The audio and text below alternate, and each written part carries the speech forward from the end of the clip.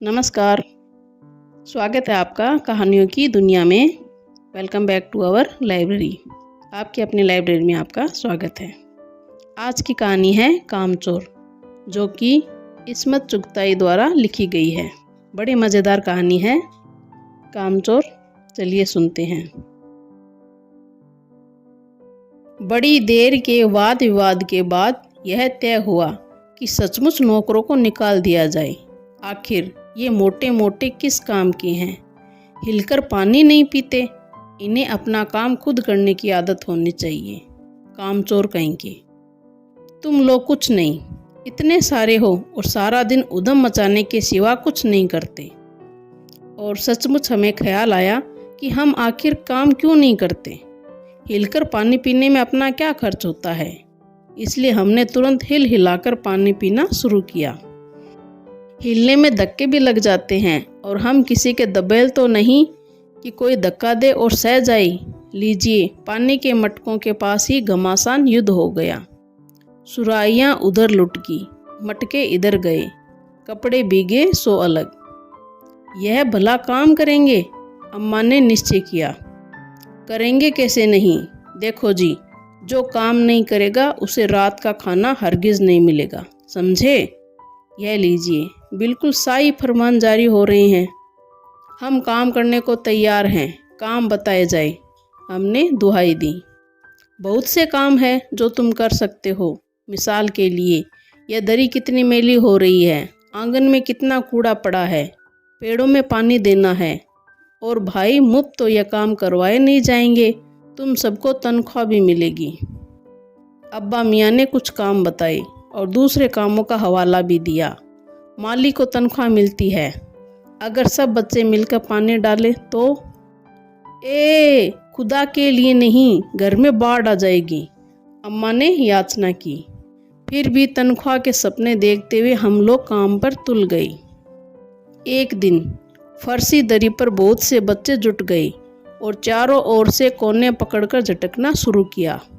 दो चार ने लकड़ियाँ लेकर धुआंधार पिटाई शुरू कर दी। सारा घर धूल से अट गया। खांसते खांसते सब बेदम हो गए। सारी धूल जो दरी पर थी, जो फर्श पर थी, सबके सरों पर जम गई, नाकों और आंखों में घुस गई। बुरा हाल हो गया सबका।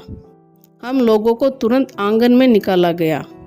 वहाँ हम लोगों ने फौरन झाड़ू देने का फैसला किया। झाड़ू क्योंकि एक थी और तनख्वाह लेने वाले उम्मीदवार बहुत, इसलिए क्षण भर में झाड़ू के पुर्जे उड़ गए।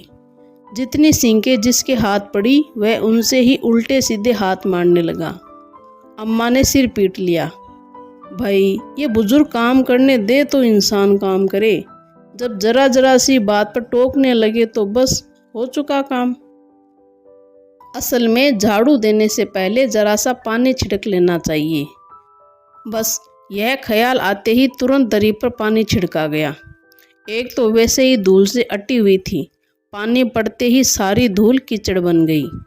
अब सब आंगन से भी निकाली गई। तय हुआ कि पेड़ों को पानी दिया जाए। बस सारे घर की बाल्टियाँ, लोटे, तसले, भगोने, पतीलियाँ लूट ली गई। जिन्हें ये चीज़ें भी न मिली, वे डोंगे, कटोरे और गिलास ही ले भागे। अब सब लोग नल पर टूट पड़े। यहाँ भी वह घमासान मची कि क्या मजाल, जो एक बूंद पानी भी किसी के बर्तन में आ सके। ठूसम ठास, किसी बाल्टी पर पतीला और पतीले पर लोटा और भगोने और डोंगे। पहले तो धक्के चले, फिर कोनियाँ और उसके बाद बर्तन। फौरन बड़े भाइयों, बहनों, मामूओं और दमदार मौसियों, फूफियों की कुम्मक भेजी गई।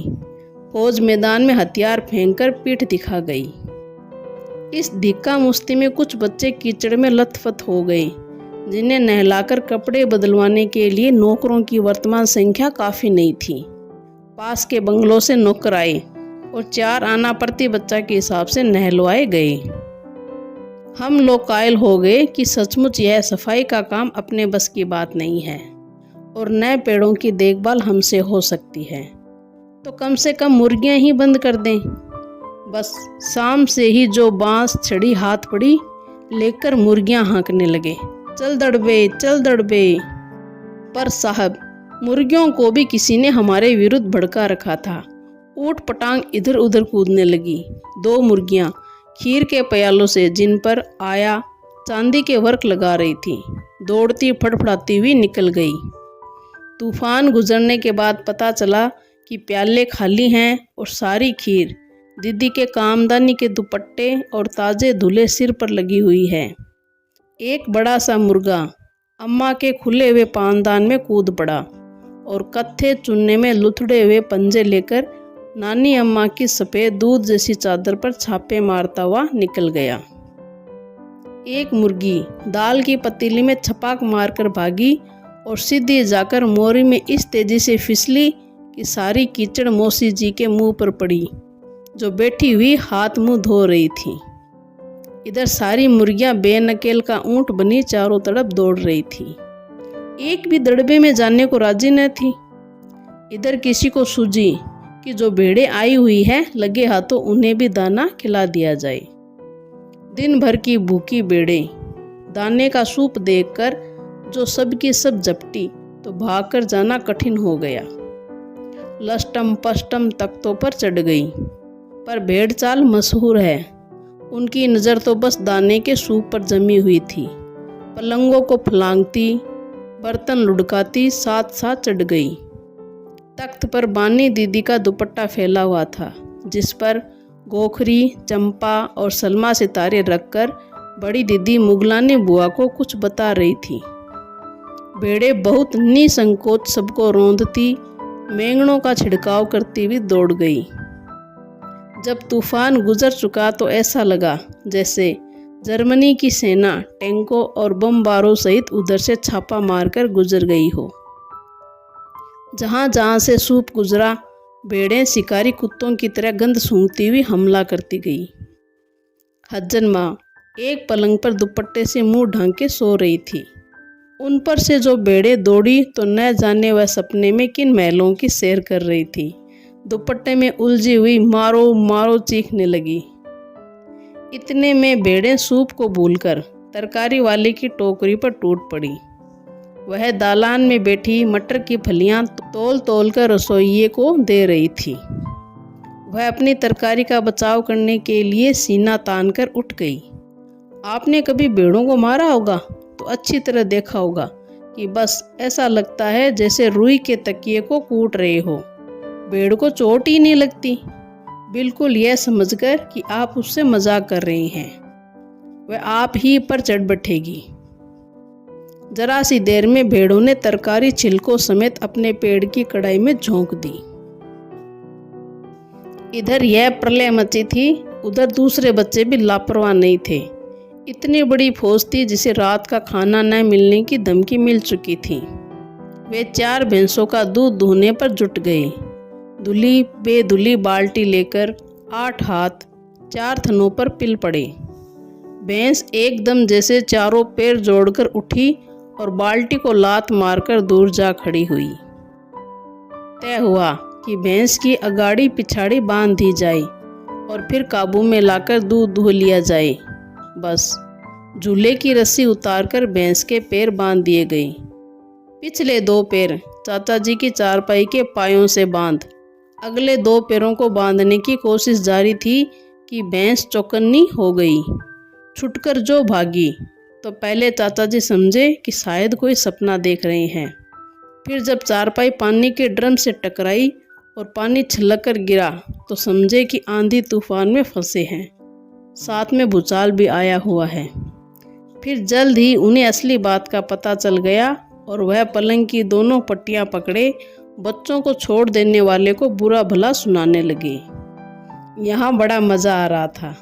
भैंस भागी जा रही थी और पीछे पीछे चारपाई और उस पर बैठे हुए थे चाचा जी। ओहो, एक भूल हो ही गई, यानी बछड़ा तो खोला ही नहीं, इसलिए तत्काल बछड़ा भी खोल दिया गया। तीर निशाने पर बैठा और बछड़े की ममता से व्याकुल होकर भैंस ने अपने खुरों को ब्रेक लगा दिए। बछड़ा तत्काल जुट गया। धोने वाले गिलास कटोरे लेकर लपके, क्योंकि बाल्टी तो छपाक से गोबर में जा गिरी थी। बछड़ा फिर बागी हो गया। कुछ दूध जमीन पर और कपड़ों पर गिरा। 2-4 धारें गिलास कटोरों पर भी पड़ गई। बाकी बछड़ा पी गया। यह सब कुछ मिनट के 3/4 में ही हो गया। घर में तूफान उठ खड़ा हुआ। ऐसा लगता था जैसे सारे घर में मुर्गियाँ, भेड़ें, टूटे हुए तसले, बाल्टियाँ, लोटे, कटोरे और बच्चे थे। बच्चे बाहर किए गए, मुर्गियाँ बाग में हकाई गई, मातम सा मनाती तरकारी वाले के आंसू पोंछे गए और अम्मा आगरा जाने के लिए सामान बांधने लगी। या तो बच्चा राज कायम कर लो या मुझे ही रख लो, नहीं तो मैं चली मायके, अम्मा ने चुनौती दे दी। और अब्बा ने सबको कतार में खड़ा करके पूरी बटालियन का कोर्ट मार्शल कर दिया।